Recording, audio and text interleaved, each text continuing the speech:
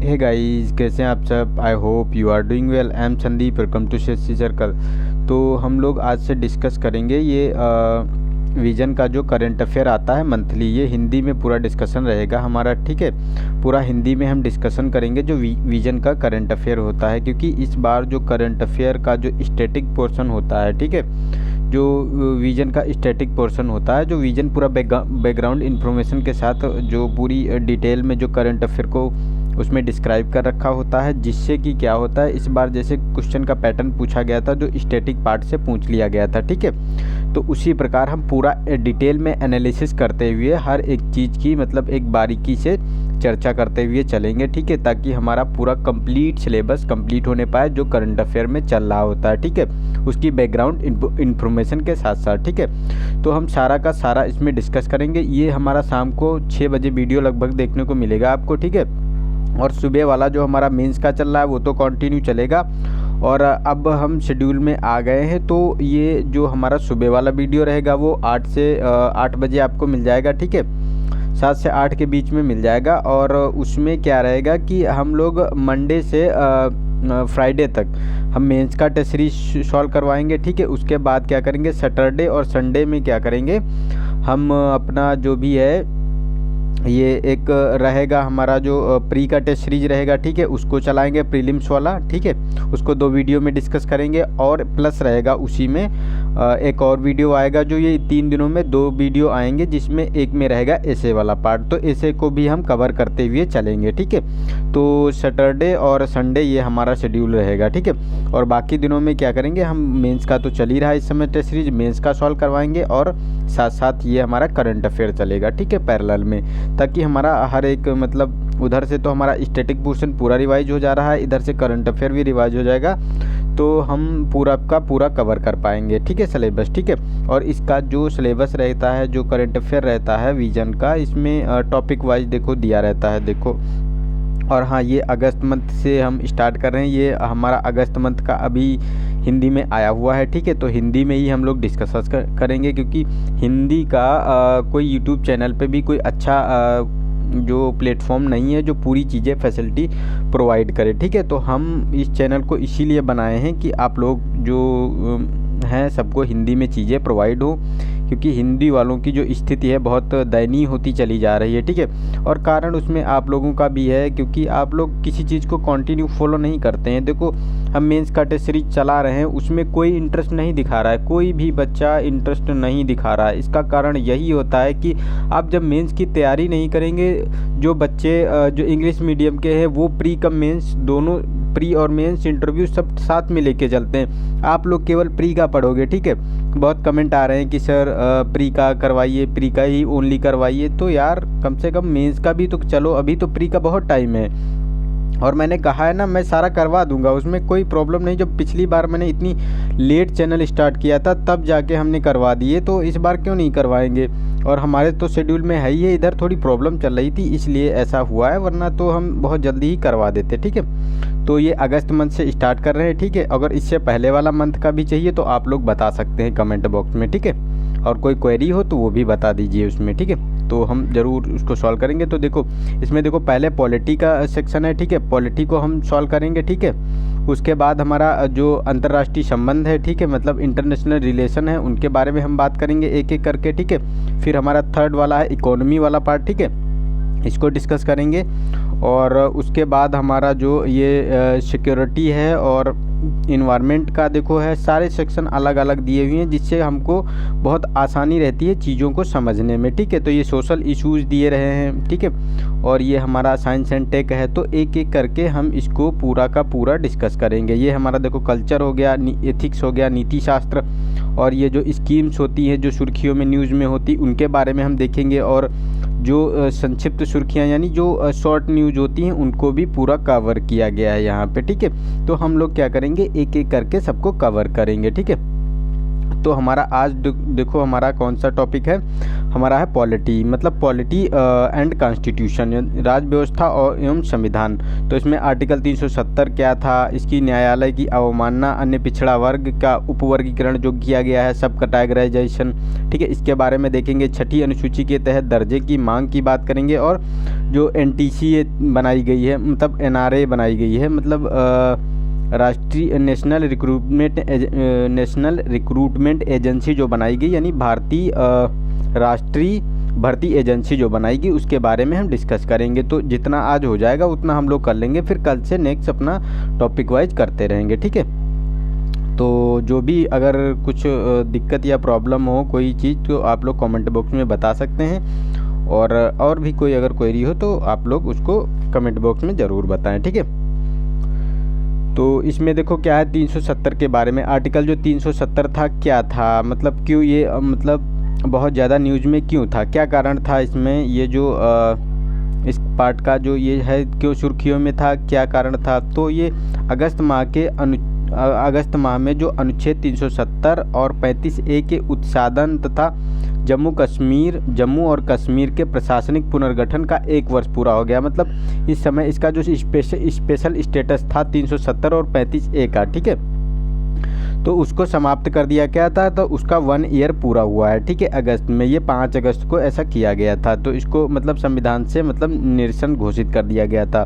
तो इसमें ये बैकग्राउंड इन्फॉर्मेशन थोड़ी है, तो इसमें देख लेते हैं। तो उच्चतम न्यायालय यानी सुप्रीम कोर्ट में अनुच्छेद 370 के निरसन से संबंधित याचिकाएं आई हैं, इसीलिए ये बहुत ज़्यादा न्यूज़ में था। तो अनुच्छेद 370 के उत्साधन को चुनौती दी गई है। तो संविधान के अनुच्छेद 370 के उत्साधन को चुनौती देने वाली याचिकाएं यानी उच्चतम न्यायालय में लंबित है, उसमें अभी भी लंबित है। तो उसमें इन पर अभी तक कोई महत्वपूर्ण सुनवाई नहीं हुई, मतलब इसको 370 को अभी कॉन्फिडेंस में नहीं लिया गया है बहुत अच्छी तरीके से, जो सुप्रीम कोर्ट में पहुंची हैं, ठीक है, उनके बारे में है।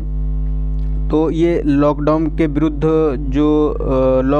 विरुद्ध और 4G सेवाओं के पुनरुत्थान करने के लिए याचिकाएं हैं। मतलब अभी भी मतलब वहाँ जो जम्मू कश्मीर वाले जो क्षेत्र है, एरिया है वहाँ पर अभी भी उनको 4G सेवाएं नहीं प्रदान की जा रही हैं, 2G और 3G सेवाएं दी जा रही हैं, जिससे वहाँ बहुत सी चीज़ों में दिक्कत आ रही है, ठीक है।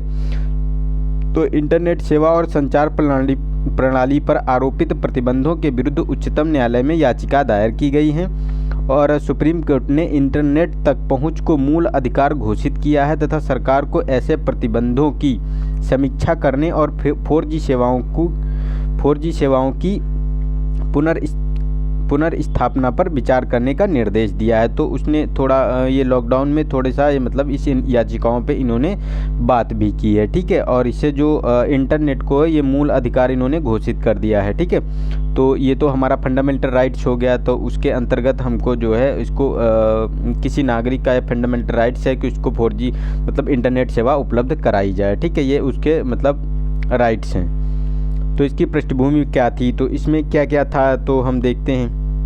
तो 1948 में भारत ने पाकिस्तान के आक्रमण के विरुद्ध कश्मीर को सुरक्षा प्रदान करने के लिए कश्मीर के शासक के साथ विलय संधि पर हस्ताक्षर किए थे। विलय संधि पर हस्ताक्षर करने के उपरांत संविधान के भाग जो ये हमारा 21 में जो 370 अंतर्विष्ट किया गया था, अनुच्छेद 370 ये उसमें अंतर्विष्ट किया गया था, मतलब उसमें इसको इस प्रोविज़न को रखा गया था।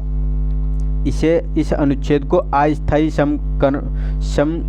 जो संक्रमणकालीन और विशेष प्रावधान घोषित किया गया था। मतलब अस्थायी था, मतलब स्थायी नहीं था, इसे समाप्त किया जा सकता था, ये उसमें पहले से ही मतलब इंक्लूड किया गया था। और संक्रमणकालीन और विशेष प्रावधान घोषित किया गया था, जो जम्मू कश्मीर को विशेष दर्जा देने का प्रावधान करता था। इस अनुच्छेद के अनुसार केंद्र को रक्षा, विदेश मामले, वित्त, संचार को छोड़कर, मतलब ये 3 पार्ट जो रक्षा थे, विदेश मामले थे और वित्त और जो ये संचार को छोड़कर अन्य कानून लागू करने के लिए राज्य सरकार की सहमति की आवश्यकता होती थी। मतलब ये 3 सेवाएं तो भारत सरकार जो लागू कर सकती थी, इनके लिए मतलब रक्षा, विदेश सेवा और वित्त और संचार, ठीक है। लेकिन जो अन्य कानून लागू होने के लिए होता था, तो ये जो जम्मू कश्मीर की विधानसभा से इसको परमिशन लेना पड़ता था, ठीक है। साथ ही राज्य के निवासी अन्य भारतीय नागरिकों की तुलना में नागरिकता, संपत्ति के स्वामित्व, पृथक दंड संहिता और मूल अधिकारों से संबंधित कानूनों के एक पृथक समूह के अधीन शासित थे। मतलब उनका एक अलग संविधान था और उनके हिसाब से वहाँ कानून लागू होता था। ठीक है, यहाँ भारत सरकार का जो कानून होता था, जितने कानून बनाए जाते थे, जैसे ये हमारे लॉ बनाए जाते थे, जो ये एक्ट पास करके, ठीक है, तो वो कोई ज़रूरी नहीं है कि वो जम्मू कश्मीर में लागू होंगे। अगर उनकी जो विधानसभा जम्मू कश्मीर की है उसने परमिशन दे दी, मतलब वहाँ पास हो गया रेजोल्यूशन, तभी वो मतलब लागू होंगे, अन्यथा नहीं लागू होते थे। ठीक है, तो ये उनका स्पेशल स्टेटस था। ठीक है, और संपत्ति का स्वामित्व भी जो कोई मतलब अन्य जो भारत का नागरिक जो जम्मू कश्मीर में रह रहा है तो अपनी वहाँ जम्मू कश्मीर में कोई लैंड या संपत्ति नहीं खरीद सकता था। ठीक है, और नागरिकता भी वहाँ की नहीं ले सकता था। तो भारतीय संविधान का अनुच्छेद 35A जम्मू कश्मीर की विधानसभा को राज्य के स्थायी निवासियों और उनके विशेषाधिकारों या अन्य अधिकारों को परिभाषित करने हेतु अधिकृत करता था। और यहाँ तो एक इवन यहाँ तक यहाँ संविधान में मतलब यहाँ प्रोविज़न इतना ये प्रोविज़न किया गया था कि अगर कोई जम्मू कश्मीर की लड़की किसी मतलब अदर राज्य वाले नागरिक से शादी कर ले, ठीक है, लड़के से शादी कर ले, तो उसके जो जम्मू कश्मीर में उसके राइट से थे, नागरिकता थे, वो भी समाप्त कर दिए जाते थे। मतलब इतना मतलब ख़राब वहाँ का संविधान हम कह सकते हैं जम्मू कश्मीर का। यानी अदर जैसे है हमारी कंट्री, जैसे भारत है या मतलब फ्रांस है, इंग्लैंड है, जो भी है, ठीक है, वहाँ की अगर लड़की किसी इंडियन लड़के से शादी कर ले तो ये अगर चाहे इंडियन चाहे तो यहाँ की नागरिकता ले सकता है। ठीक है, ये लड़की चाहे तो भारत की भी नागरिकता ले सकती है, या तो ये जो इंडियन लड़का है ये चाहे तो मतलब ये मतलब इंग्लैंड की जो नागरिकता ले सकता है। ठीक है, जिस देश का होगा वहाँ ले सकता है, लेकिन ये प्रोविज़न वहाँ नहीं था। ठीक है, ये जम्मू कश्मीर में, तो ये मतलब बहुत ही दयनीय स्थिति वहाँ की, ऐसा लॉ एंड ऑर्डर था, और जो महिलाओं के लिए था उनके लिए कोई अच्छा प्रोविज़न नहीं था। तो ये सब बातें थी। ठीक है, तो अगस्त 2019 में भारत के राष्ट्रपति द्वारा संविधान यानी जम्मू कश्मीर में लागू आदेश 2019 प्रख्यापित किया गया, जिसमें यह उपबंध किया गया था कि भारतीय संविधान के प्रावधान जम्मू कश्मीर में लागू होंगे। तो मतलब ये जो लागू किया गया आदेश ये राष्ट्रपति के द्वारा, ठीक है, और इसके साथ साथ यह इसका प्रभावी अर्थ यह था कि जम्मू कश्मीर के लिए पृथक संविधान का आधार निर्मित करने वाले सभी प्रावधान समाप्त, ठीक है, जो जम्मू कश्मीर में निर्मित जो पृथक संविधान में निर्मित होने वाले आधारों को, सभी आधारों को समाप्त कर दिया जाएगा। ठीक है, समाप्त हो जाएंगे, और इसके साथ ही अनुच्छेद 35 स्वतः समाप्त हो जाएगा। तो अनुच्छेद 35A जो था ये भी समाप्त हो जाएगा। ठीक है, साथ ही संसद द्वारा जम्मू कश्मीर पुनर्गठन अधिनियम 2019 पारित किया गया, जिसके माध्यम से जम्मू कश्मीर को 2 संघ शासित प्रदेशों में पुनर्गठित किया गया था। ठीक है, यानी जो ये मतलब ये जम्मू कश्मीर को 2 भागों में डिवाइड कर दिया गया। एक तो हमारा जो जम्मू कश्मीर केंद्र शासित प्रदेश है, ठीक है, और दूसरा हमारा जो लद्दाख संघ शासित प्रदेश है। ठीक है, तो ये दोनों को मतलब इसमें डिवाइड कर दिया गया जम्मू कश्मीर को। तो अनुच्छेद 370 के निरसन के बाद हुए विकास का विश्लेषण जो है कि जो मतलब इस आर्टिकल के द्वारा इसको जो हटाया गया है, तो इससे क्या मतलब इसका क्या बाद में विश्लेषण हो सकता है कि इससे क्या क्या मतलब इफ़ेक्ट पड़े हैं। ठीक है, तो उनके बारे में हम लोग देखेंगे अभी। तो इनके अगर हम विश्लेषण की बात करें तो इसमें देखो विकासात्मक क्रम क्या हुआ है, कितना मतलब वहाँ विकास हुआ और उसका विश्लेषण क्या है। तो जम्मू कश्मीर के क्षेत्र में परिवर्तनकारी विकास के लिए केंद्र सरकार द्वारा उठाए गए कदम कौन कौन से कदम उठाए गए हैं। तो जनवरी 2020 में केंद्र सरकार ने जम्मू कश्मीर में विकास कार्यों के लिए 80,000 करोड़ रुपए का पैकेज प्रदान किया, मतलब एक एक्स्ट्रा पैकेज दिया है यहाँ विकास के लिए। और वर्तमान में सड़क परिवहन और राजमार्ग मंत्रालय कश्मीर क्षेत्र में परियोजनाओं की एक श्रृंखला को पूर्ण करने में संलग्न है, जिसमें श्रीनगर, जम्मू, लखनपुर राजमार्ग और काजीगुंड, बनिहाल सुरंग और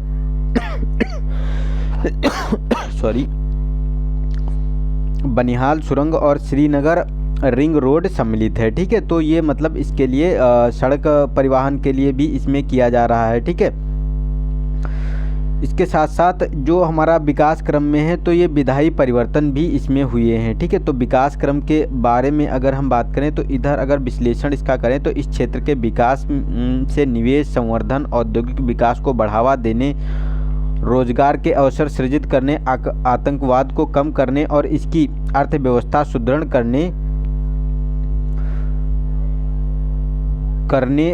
जो सुदृढ़ करने संभावना में बढ़ोतरी होगी, जो करने में जो है इसकी संभावना में बढ़ोतरी होगी। और गृह मंत्रालय जो होम मिनिस्ट्री है, ठीक है, इसके आंकड़ों के अनुसार जम्मू कश्मीर में निवेश के लिए 13,600 करोड़ रुपए मूल्य के 168 समझौते ज्ञापन यानी मेमोरेंडम ऑफ अंडरस्टैंडिंग पर पहले ही हस्ताक्षर किए जा चुके। तो ये मतलब उसके लिए ये प्रोविज़न किया जा रहा है ये सरकार के द्वारा, और उसमें कितना मतलब निवेश आ रहा है, ठीक है। इसी के साथ गृह मंत्रालय की एक रिपोर्ट के अनुसार अनुच्छेद 370 के निरसन के उपरांत घाटी में आतंकवाद से संबंधित गतिविधियों में लगभग 36% तक कमी आई है। मतलब एक साल में 36% की कमी आई है। तो अगर ऐसे ही चलता रहा तो हमें लगता है कि हम 3 साल में पूरी तरीके से मतलब हम समाप्त कर देंगे आतंकवाद, अगर इतना इम्प्रूवमेंट हुआ है तो, ठीक है। और साथ ही आतंकवाद संगठनों में स्थानीय युवाओं की जो संलिप्तता में 40% की कमी आई है। क्योंकि देखो वहाँ क्या था, बेरोजगारी थी। तो जो बेरोजगार लोग घूम रहे होते हैं तो वही कहते हैं ना कि खाली दिमाग शैतान का घर होता है। ये मतलब पुरानी कहावत बहुत फेमस है। तो खाली बैठोगे तो कुछ बुरा ही करोगे, इसका मतलब ये होता है। तो उसमें क्या होता है, जो पॉलिटिकल लीडर होते हैं या उनके जो धार्मिक गुरु होते हैं, ठीक है, तो वो इस्लाम को ज़्यादा इस्लामोफोबिया बना देते हैं और उनको मोटिवेट करते हैं, उनको मतलब डिसगाइज्ड कर देते हैं। जो उनका लक्ष्य होता है उनसे भटका देते हैं। उनको कहते हैं कि आप ये काम करोगे तो आप जहन्नुम नसीब होगा आपको, मतलब आप जन्नत में जाएंगे, ऐसे मतलब उसको भड़का देते हैं, ठीक है। तो ये भी हमारा एक अच्छा है। तो 40% हम युवाओं को अब सही रास्ता दिखा पा रहे हैं और 36% जो आतंकवाद था उसको समाप्त कर पाए हैं, ठीक है, अभी 1 साल में। और विधायी परिवर्तन की अगर हम इसमें बात करें तो विधायी परिवर्तन में इसमें क्या क्या परिवर्तन किए गए हैं। तो पूर्ववर्ती जम्मू कश्मीर राज्य के 354 राज्य कानूनों में से 164 कानूनों को निरस्त कर दिया गया है और 138 कानूनों में संशोधन किया गया है, जबकि 170 केंद्रीय कानून लागू किए गए हैं। तो 170 केंद्रीय कानून लागू किए गए हैं, ठीक है। और ये 300 जो कानूनों में से जो 164 कानूनों को निरस्त कर दिया गया है, जो मतलब बहुत ही दयनीय स्थिति वाले जो कानून थे उनको हटा दिया गया है, ठीक है। और 138 कानूनों में संशोधन किया गया है, ठीक है।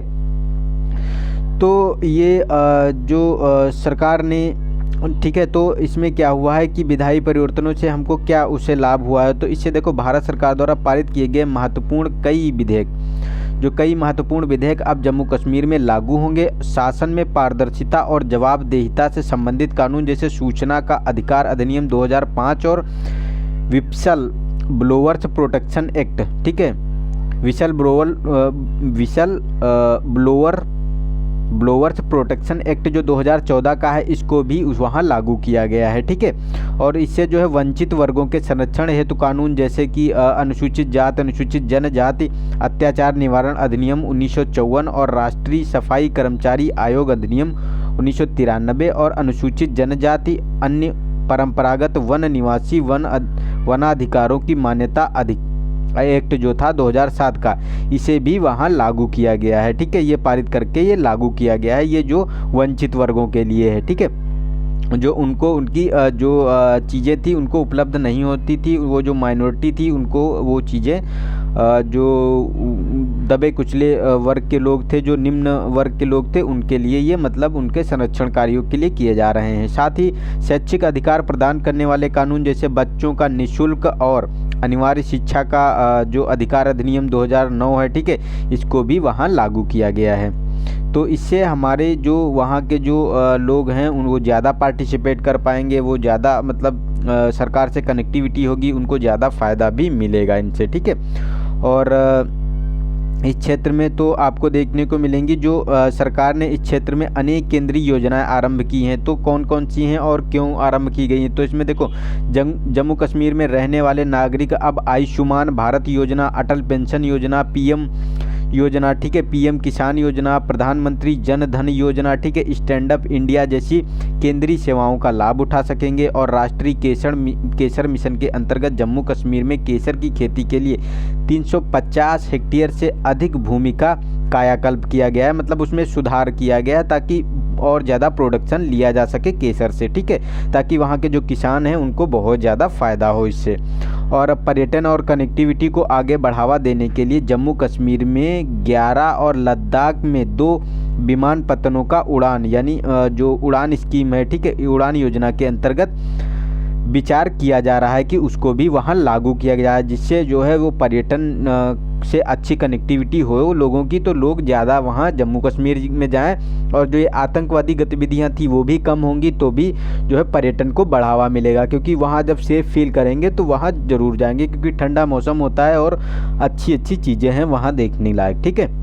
आपको याद होगा शायद कक्षा 7 या 8 या 9th में कुछ है, मुझे याद नहीं है, आई गेस शायद आप लोगों को पता हो अगर हिंदी बोर्ड से पढ़े होंगे, जो यूपी बोर्ड है उसमें एक बुक में है, तो उसमें लेखक ने जम्मू कश्मीर को स्वर्ग की उपमा दी है। उसमें कोई रचना है उसमें बहुत अच्छे से, उसमें ये तो मुझे याद है कि उपमा दी गई है, लेकिन कौन सा है ये मुझे याद नहीं है, अगर आप लोगों को कन्फर्म हो तो ज़रूर बताइए।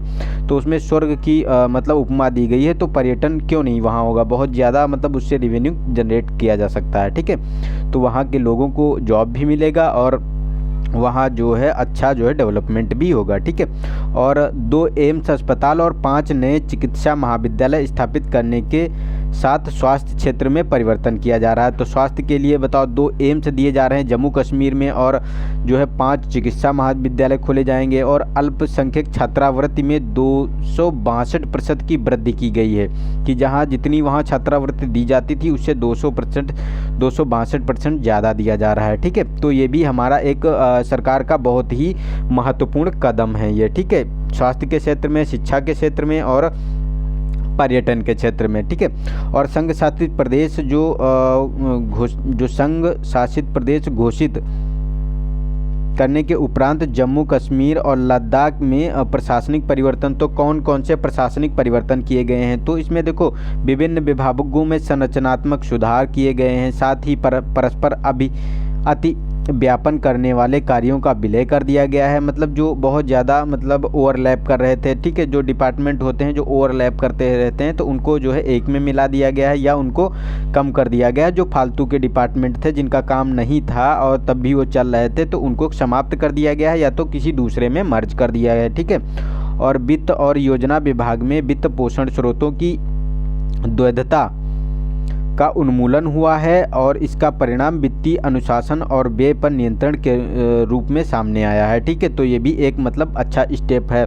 और जम्मू कश्मीर में सरकारी कर्मचारियों को अब 7वें जो मतलब 7 पे केंद्रीय वेतन आयोग के अंतर्गत लाभ भी प्राप्त होगा। जो जम्मू कश्मीर के कर्मचारी हैं, ठीक है, उनको 7th पे उनके ऊपर भी लागू होगा, ठीक है। और विभिन्न सरकारी विभागों में भर्ती के लिए सभी स्तरों पर जम्मू कश्मीर में 10,000 से अधिक रिक्तियों की पहचान की गई है, ठीक है। तो ये एक सरकारी जो मतलब जो ये वहाँ की जो जनता है उनको रोज़गार मिल सकेगा इसमें, ठीक है। ये जो भर्तियाँ होंगी तो अच्छे से वहाँ के जो बेरोजगार युवा हैं उनको एक अवसर मिलेगा, ठीक है। हालांकि संघ शासित प्रदेश लद्दाख को अभी भी श्रम बल की गंभीर बाधाओं का सामना करना पड़ रहा है। सरकारी विभागों और विशेषकर उच्च स्तर पर रिक्त सार्वजनिक सेवा के जो प्रदायगी पर प्रतिकूल प्रभाव उत्पन्न कर रही हैं। मतलब अभी भी वहाँ जो सार्वजनिक सिविल सेवक हैं वहाँ कमी है, तो उनको भी इसका सामना कर रहा है, तो वो पूरी की जा रही। आगे इसका सुधार बहुत जल्दी हो जाएगा जिस तरह जैसे काम किया जा रहा है सरकार के द्वारा, ठीक है। इसके अतिरिक्त जो अनुच्छेद 35A निरस्त किए जाने के पश्चात आदिवासी कानूनों में शिथिलता, तो संसद ने जम्मू कश्मीर के आदिवासियों को उन लोगों के रूप में पुनर्परिभाषित किया है जो संघ इस संघ शासित प्रदेश में 15 वर्ष की अवधि तक निवासी रहे थे या जिन्होंने जम्मू कश्मीर में पंजीकृत शैक्षिक संस्थानों में 7 वर्ष की अवधि तक अध्ययन किया है और 10वीं या 12वीं कक्षा की परीक्षा उत्तीर्ण की है। तो वहाँ के जो रहने वाले हैं, ठीक है, तो ये इसका निरसन होने के पश्चात क्या हुआ है कि उनको वहाँ की जो परमिशन दे दी गई है, जो 15 वर्ष तक वहाँ का जम्मू कश्मीर का निवासी है या मतलब 10वीं या 12वीं जो कक्षा की परीक्षाएं वहाँ में सम्मिलित हुए हैं वहाँ, ठीक है, तो उनको वो मतलब रहने के जो हैं उनको उनका अधिकार दे दिया गया है, ठीक है। और आदिवासियों में अब केंद्र सरकार या केंद्र सरकार के सहायता प्राप्त संगठनों एवं जो PSU हैं, पब्लिक सेक्टर जो ये कंपनीज होती हैं, उन पर कर्मचारियों के बच्चे भी सम्मिलित हैं जो 10 वर्ष की अवधि तक जम्मू कश्मीर में सेवारत रहे हैं। तो उनके बच्चे भी जो हैं, जो पब्लिक सेक्टर हैं या कोई संस्थान है या कोई केंद्रीय कर्मचारी हैं, वहाँ जो काम कर रहे हैं 10 वर्ष से अधिक उनके बच्चे वहाँ रहे हैं, तो जो सेवारत रहे हैं जो अधिकारी, उनके बच्चे, उनका भी अधिकार है, ठीक है, वहाँ पर वो रह सकते हैं, उसके लिए अपना मकान भी खरीद सकते हैं, ठीक है, और वहाँ की लैंड भी खरीद सकते हैं। इसके साथ साथ जो ये है कि जम्मू कश्मीर में 4 लाख से अधिक लोगों को नए आदिवासी प्रमाण पत्र जारी किए गए हैं, ठीक है, तो वो अब जम्मू कश्मीर के निवासी हैं, ठीक है, तो उनको प्रमाण पत्र जारी किए जा सके हैं। तो इससे क्या हुआ है, इससे क्या बदलाव हुआ है, जो ये मतलब ये कार्यक्रम हुआ है, तो इससे देखो क्या हुआ है। जो आदिवासी कानूनों में संशोधन के अभिप्रेत लाभ क्या क्या हैं, तो अब यह कानून उद्योगों और बहुराष्ट्रीय कंपनियों के लिए उत्प्रेरक के रूप में कार्य कर सकता है। भूमि की खरीद में सुगमता से राज्य में और अधिक निवेश आकर्षित होंगे, जिससे जम्मू कश्मीर की आर्थिक संरचना को बढ़ावा मिलेगा, ठीक है, तो ये तो इन्वेस्टमेंट बहुत ज़्यादा आएगा यहाँ पे, ठीक है। साथ ही जम्मू कश्मीर की नियुक्ति केंद्र सरकार के कर्मचारियों पर अब शेष देश की भांति लाभ उठा सकेंगे, जैसे व्यावसायिक महाविद्यालयों में प्रवेश के लिए स्थानीय आदिवासी की वरीयता और उनके बच्चों के लिए छात्रवृत्ति जैसे लाभ होंगे। और यह केंद्र सरकार के कर्मचारियों को दीर्घ कार्यकाल के लिए प्रोत्साहित करेगा, ठीक है, जिससे जम्मू कश्मीर की प्रशासनिक संरचना का सुदृढ़ होगी, क्योंकि जो अधिकारी वहां जाता था ज़्यादा दिन रुकता ही नहीं था, क्योंकि उसके पास कोई राइट्स नहीं थे, ठीक है, तो अब वो भी एक मतलब ज़्यादा टाइम तक रहेगा तो उसके भी राइट्स वहाँ पे होंगे, ठीक है।